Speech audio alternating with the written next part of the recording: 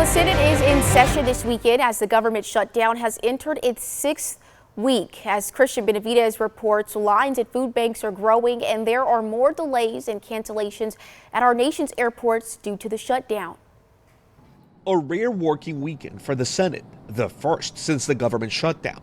Senate Majority Leader John Thune says they won't leave until the government reopens, but both sides are still far apart on a deal. The Democrat leader's proposal is a non-starter for the Republican majority.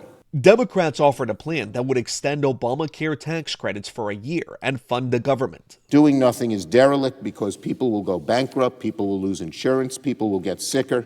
Republicans want the government to reopen before negotiating on health care.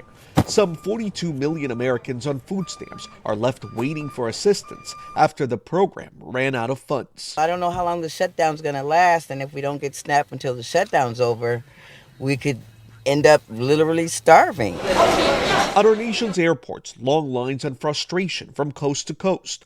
The FAA ordered airlines cut flights up to 10% at 40 of the nation's busiest airports. Air traffic controllers working with no pay during the shutdown are calling out sick. They're the ones that are working 6 days a week, 10 hours a day. You can do that for a couple weeks, but at one point you're going to get burned out. And that's what we're seeing now. Secretary Duffy warns the number of flight cuts could double to 20% if the shutdown drags into Thanksgiving.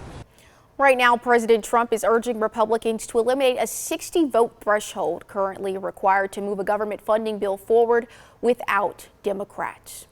And major carriers canceled more than 1,000 flights yesterday, and more than 5,000 flights experienced delays. That's driving a rush to the roads for many. Hertz Car Rental reported that its one-way rental reservations have jumped more than 20% over the past 2 days compared to last year. Stranded travelers are looking for other ways to reach their destinations as flight reductions take hold at major U.S. airports. Hertz's CEO is urging Congress to quickly pass a government funding bill to restore traveler stability, saying, quote, "Every day of delay creates unnecessary disruption." But U.S. Transportation Secretary Sean Duffy on Friday morning said even when the shutdown does end, it will still take time for things to get back to normal.